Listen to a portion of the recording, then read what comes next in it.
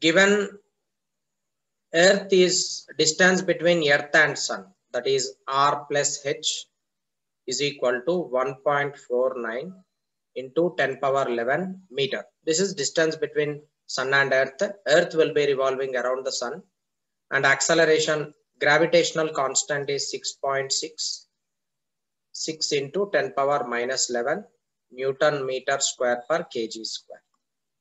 I want to now find out mass of the Sun. In order to calculate mass of the Sun, we know orbital velocity is equal to under root capital G mass of the Sun divided by R plus H. And as orbital velocity, VO, this is, let me take it as equation number 1, as velocity is equal to displacement by time, or you can write it as orbital speed is equal to distance traveled by time taken. Here, as the Earth is revolving around the Sun, you will be calculating distance in this, and that distance traveled is equal to 2 pi R plus H divided by time taken T. And as we know, time taken is equal to 365 days for a planet. For Earth to revolve around the Sun, it is 365 days duration. So R plus H value is already known to you. Wherever V naught is there, you just substitute this value. Let me take this as equation number 2. Using equation 2 in equation 1, we can write 2 pi into R plus H divided by capital T is equal to under root capital G mass of the Sun divided by R plus H. Now squaring on both sides, you can write 4 pi square into R plus H whole square divided by T square is equal to capital G mass of the Sun divided by R plus H. From here, you can write mass of the Sun is equal to 4 pi square into R plus H whole cube divided by T square into acceleration due to gravity. So mass of Sun is equal to 4 into 3.14 whole square into R plus H value is already given to you, 1.49. I am writing it as 1.5. 1.5 into 10 power 11 whole cube divided by time period. It is 365 days. 365. 1 day is equal to 24 hours and 1 hour is equal to 60 minutes and into 60 seconds. I am converting this days into second, and this is whole square into acceleration due to gravity. Gravitational constant. It is 6.66 into 10 power minus 11. So substituting these all and evaluating this, you will be getting mass of Sun nearly of order 2 into 10 power 22 kg. This is mass of the Sun. So whenever you are getting question, you need to read question thoroughly. After reading question, try to write down the data what is given to you. A spaceship is launched into a circular orbit close to Earth's surface. What additional velocity has now to be imparted to the spaceship in the orbit of overcome the gravitational pull? Radius of the Earth is given to you. Radius of the Earth is 6,400 kilometer and acceleration due to gravity is 9.8 meter per second square. That is the value of G. Of course, here second square should be there. You should now calculate in order to what additional velocity has now to be imparted to the spaceship in the orbit to overcome the gravitational pull. So it means you have a planet, you have a satellite. This is a satellite, and this satellite is revolving around particular planet.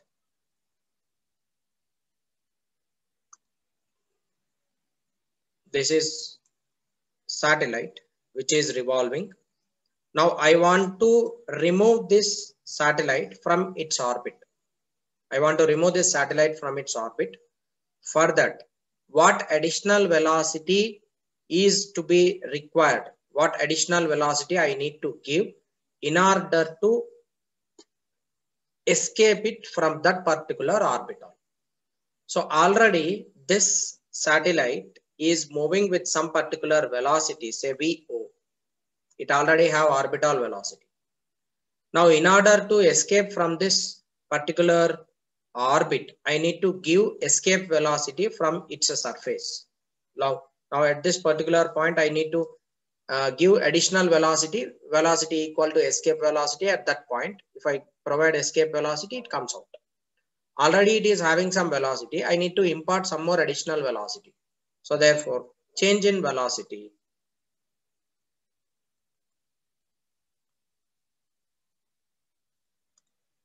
delta V is equal to escape velocity minus orbital velocity. So we already know escape velocity is equal to under root 2g capital R. Orbital velocity is equal to under root g into R. So change in velocity which I need to give is equal to under root 2gr, that is escape velocity, minus root gr. I can take root gr common from this. This gives you root 2 minus 1. This is root gr into what is value of root 2? 1.414 minus 1. This is 0.414 into root g into r.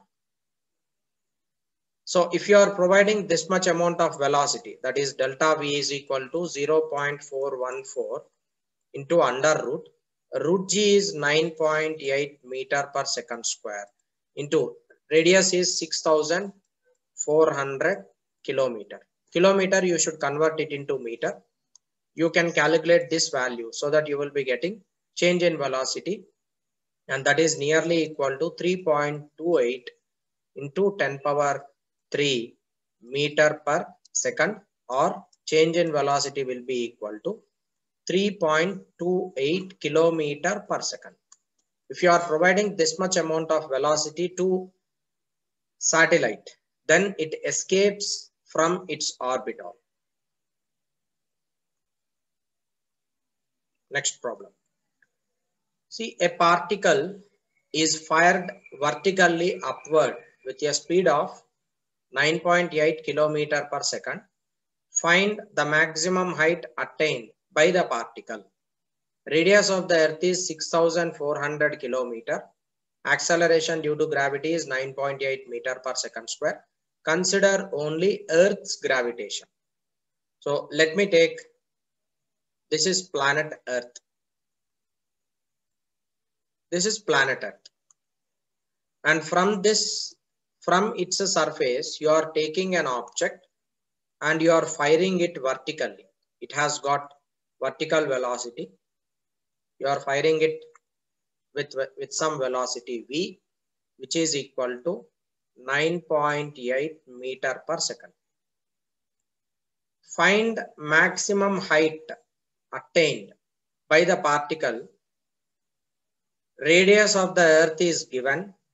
Radius of the earth is given as 6,400 kilometer, and acceleration due to gravity due to earth is 9.8 meter per second square.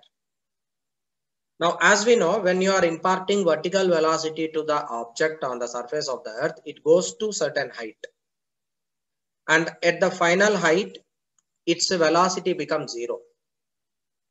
Therefore, its kinetic energy will become zero. It has only potential energy. So when you are imparting velocity to the object rises to height h. At that height,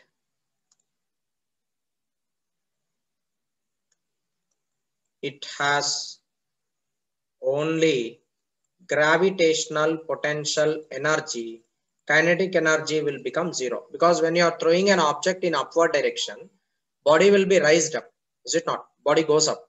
As body is going up, what happens to its velocity? Its velocity continuously decreases. Therefore, at the highest position, its velocity will become zero. Therefore, its kinetic energy becomes zero. It only have gravitational potential energy at that height even. Now, I can write total energy initially is equal to total energy final. What is initial total energy? It is kinetic energy plus potential energy initial, that is equal to kinetic energy plus potential energy final. What is kinetic energy of this object? It is half m into v square plus potential energy. Potential energy on the surface will be minus capital G capital M small m divided by r. This is equal to kinetic energy is 0. Final potential energy is capital G capital M small m divided by r plus h. But of course, here it should be taken negative because gravitational potential energy is negative. From here, you can just bring this term to the other side. Half m v square is equal to capital G, capital M, small m. I can take it common. It is 1 plus r divided by 1 plus r plus h. It is capital G. This m and this m gets cancelled. Capital M into r plus h. Of course, I'm sorry, here it is negative sign. R plus h minus r divided by r into r plus h is equal to v square divided by 2. You are now supposed to calculate what you are asked to find. You are asked to find what is the maximum height attained. H value you need to calculate. So maximum height attained, in order to find that, this r and r gets cancelled. Leftover will be v square by 2 is equal to capital G capital M into h divided by r into r plus h. Now from here, in numerator and denominator, I'll multiply with r into r, and this become r square. It is gm divided by r square will become acceleration due to gravity into hr divided by r plus h. This is equal to v square divided by 2. Then you can just write it as r plus h divided by h is equal to r plus h coming to the other side, h coming to this side. It will be g capital R into 2 divided by v square. From here, r by h plus 1 goes to the other side. It will become minus 1. 2gr divided by v square minus 1. From here, you should calculate h value. This is equal to 2gr minus v square divided by v square. From here, h is equal to r into v square divided by 2g capital R minus v square. This is r value we already know. It is 6,400 kilometer. You can just substitute that here. 6,400 into 10 power 3 into v square 9.8 whole square divided by 2 into g is 9.8 into r value 6,400 into 10 power 3 minus 9.8 whole square.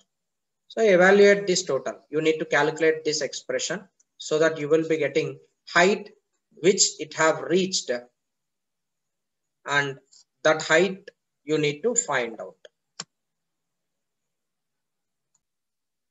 If you are evaluating this total, you will be getting nearly 20900 kilometer. This is the final answer. To that particular height, the object will be raised. Students, so we have already discussed about how to launch a satellite, and how to escape an object from surface of the planet. Now we are going to see like practically what is the use of launching a satellite. What is the advantage which we have in order to like in launching a satellite? What are the advantages and different types of satellites? As we know, in order to launch a satellite, we will be taking an object from surface of the earth to certain height. Now this is earth.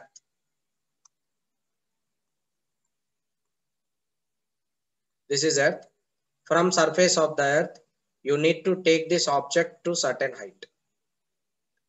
And this is height h. And at this position, you are imparting some horizontal velocity, and this horizontal velocity VO is equal to under root capital G capital M divided by R plus H. That is the equation for orbital velocity. If you provide that orbital velocity, the object will be revolving around the planet. Hence it is said to be a satellite. Moon is our natural satellite. Apart of moon, there will be many other artificial satellites which we can send, such that if you are imparting orbital velocity to them, definitely they will be revolving around the planet. All countries can launch their own satellites, and different types of satellites which we can launch depends upon the height at which you are launching the satellite and how they are revolving around the planet. Based on that, we have three different types of satellites generally. It is geostationary satellites, communication satellites, and polar satellites. The first category of satellites is geostationary satellites. Name itself tells you geo. Geo mean earth. Stationary mean rest. Satellite. Geostationary satellites. What is meant by geostationary satellite? So first let us learn what is meant by geostationary satellite.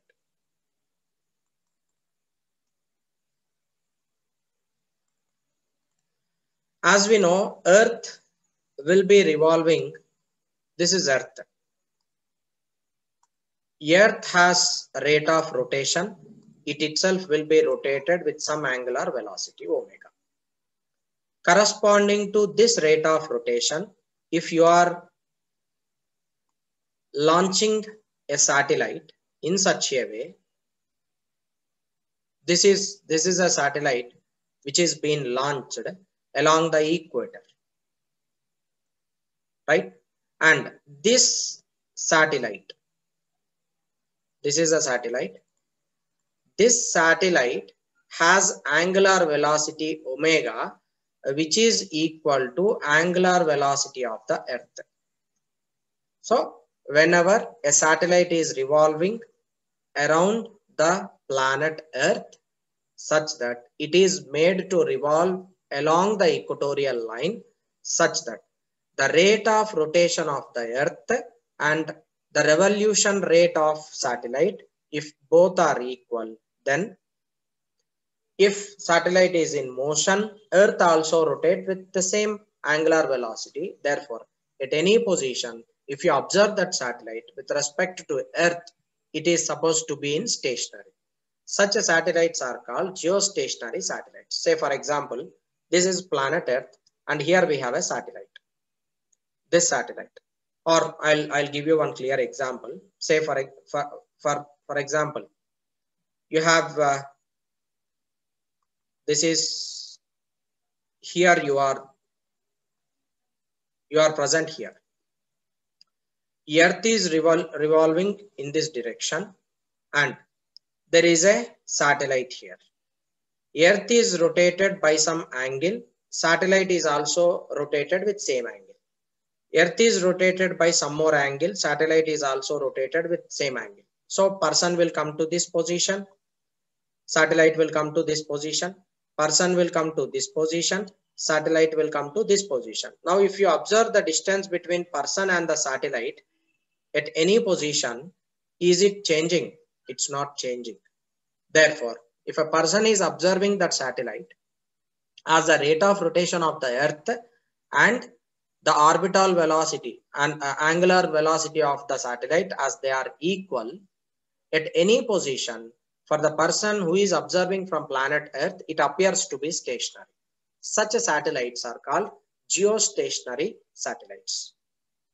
That's number one. And next category of satellites which we have is communication satellites. Communication satellites are those which are useful for communication. Usually, these communication satellites can be launched at a height of nearly 700 kilometer. If the height of launching satellite is nearly 700 kilometers, such that it will be revolving around the Earth, such that they are used in communication purpose. Communication purpose in the sense, now we have mobile phones. We are able to communicate with mobile phone. We are able to communicate with a person who is in America or who is in Canada and who is in another country. That happens because when you are calling a person, the radiations from our mobile phone is received by a satellite in the space, and that satellite will take this signal and it will transfer to the tower where you are calling the other person. So if the other person is in America, then in such case the satellite will send these signals to that particular tower which is present in America. So this is how communication satellites work. And about communication satellites, communication process, we will be learning in class 12 syllabus in the communication system. So usually communication satellites are meant for communication between two different countries. That's about communication satellites. Next is polar satellite. Polar satellite is that satellite which revolves around the pole. Usually geostationary satellites are along equatorial. They always revolve from west to east. So geostationary satellites start at west and they come towards east. But whereas in case of polar satellites, this is pole of the Earth and they will be revolving around the poles like this. This is pole. This is pole. The satellite will be revolving around the poles of Earth. Such satellites are said to be polar satellites. So whenever a satellite is revolving around the poles, as Earth is rotated in the vertical axis, Earth is rotated like this, and the satellite is revolving in this way. Therefore, at each and every position, you can take picture of Earth. So polar satellites are meant to study the geographical changes of the Earth, and Earth's polar satellites usually take pictures of Earth from certain height at different times, and that will be communicated to Earth in order to study about geographical areas, in order to study about mining rates, in order to identify forest density, in order to identify weather climates. So these all are uses of polar satellites. So these are different types of satellites which we have: geostationary satellites, communication satellites, and polar satellites. The principle of launching all the satellites is the same. Usually geostationary satellites are launched at a height. Like see here, the time period of geostationary satellite will be equal to 24 hours. Because Earth rotates one rotation in 24 hours. The time period of geostationary satellite should also be equal to 24 hours. Then only it becomes geostationary. If you take this t value and substitute in the formula, you will be getting nearly the height which it to be launched is 36,000 kilometers. So geostationary satellites are launched at very high places. It is 36,000 kilometers. You need to take the satellite to 36,000 kilometer high, and there you impart orbital velocity. Therefore, it will be revolving in the equatorial from west to east, such that its time period will remain 24 hours. And communication satellites and polar satellites, generally they are launched at lower heights. Their range will be from 500 to 800 kilometer. Communication satellites and polar satellites has immense use in industries and as well as technology. These are the practical uses of satellites.